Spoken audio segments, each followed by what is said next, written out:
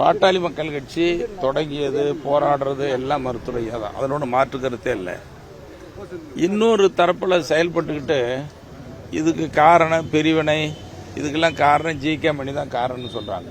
இது முழுக்க முழுக்க திட்டமிட்டு பொய் வதந்தி பரப்புறது.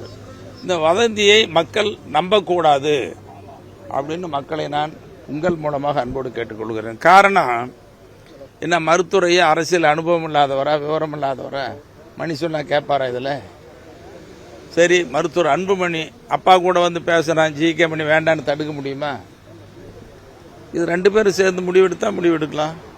அதை விடுத்துட்டு அப்பாவித்தனமா பொய்ய இட்டு கட்டி வீண் வதந்தி பரப்புறது தேவையில்லாத ஒண்ணு. இன்னொன்னு சொல்றாங்க, இப்ப யாருன்னு பேரு சொல்லாம தீய சக்திகள் இப்படிலாம் சொல்லி இவங்கெல்லாம் இருக்கிறதுனால தான் நான் அங்கே போய் சேரலன்னு சொல்லி சொல்லப்பட்டது உங்களுக்கு தெரியும்.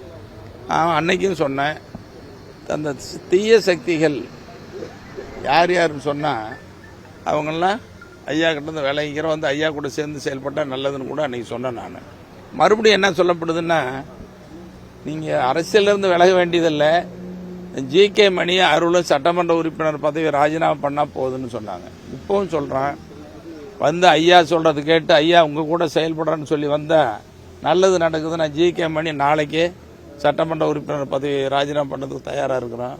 ஒற்றுமை தான் முக்கியம், நன்மை தான் முக்கியம். அதுக்காக நாங்கள் ராஜினாமா பண்ணதுல தப்பே இல்லை.